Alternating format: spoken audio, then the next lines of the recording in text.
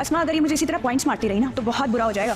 ये इतने सारे ऑर्डर्स बगैर पेमेंट के कैसे जा रहे हैं? अजरा चाहे जैसी भी है, झगड़ालू है, बदतमीज है, अजरा भाभी ज़बान की तेज जरूर है, पर इसका मतलब ये तो नहीं है कि हम उनके पीठ पीछे उनकी बुराई करें। लड़ाका है, घटिया है, पर है उसकी रौनक। आप सुन क्यों नहीं रहे हैं? मुझे पिज्जा खाना अजरा तो अपने मैके में भावज और भतीजे की खिदमत में मसरूफ है और यहाँ फुप्पो का तो काम कर करके बुरा हाल है और वो बच्चों से भी तंग आ चुकी हैं। लेकिन फिर भी वो जमाल के सामने ऐसा जाहिर करती हैं कि जैसे वो बहुत ज्यादा बच्चों की तरबियत कर रही हैं। अजरा ने तो बच्चों को बिगाड़ ही दिया है। खाने की टेबल पर भी जब उमर खाना नहीं खाएगा और अपनी जिद करेगा कि उसे पिज्जा ही खाना है, जमाल के डांटने पर भी जब वो नहीं सुनेगा तो जमाल हैरान होगा और यही कहेगा कि क्या हो गया इसको, आखिर इस तरह से क्यों कर रहा है। तो यहाँ पर भी फुप्पो उससे यही कहेंगी कि अरे इसमें बच्चे का क्या कसूर है, ये तो अजरा ने जैसी तरबियत की है तो वही कर रहा है, अब तो उसको आदत हो चुकी है। लेकिन जब फरहत ये सुनेगी तो उसे बुरा लगेगा और वो जमाल भाई के सामने यही कहेगी कि ठीक है अजरा भाभी जबान की तेज हैं, लेकिन इसका मतलब ये हरगिज नहीं कि उनके पीठ पीछे हम उनकी बुराई करें। जब फुप्पो भी फरहत की बात सुनकर थोड़ी सी गड़बड़ा जाएंगी और फौरन से यही कहेंगी कि हाँ ये वैसे ये कह तो ठीक रही है, अजरा जबान की तेज है, लेकिन एक बात तो ये है कि इसके घर में रहने से रौनक रहती है और तुम उसे जाकर ले ही आओ।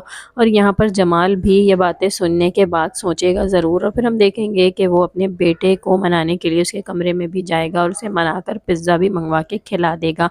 दूसरी जानिब अस्मा की बुटीक में भी सायरा घपले कर रही है और जब अस्मा इस चीज़ का जिक्र करेगी तो वहाँ उनकी वर्कर भी सायरा को पॉइंट आउट करेगी, तो जिस पर सायरा गुस्सा होगी। तो अब देखते हैं कि अस्मा कब तक सायरा पर इतना अंधा भरोसा करती रहेगी, कहीं इसे अपने इस अंधे भरोसे की वजह से नुकसान ही ना उठाना पड़ जाए।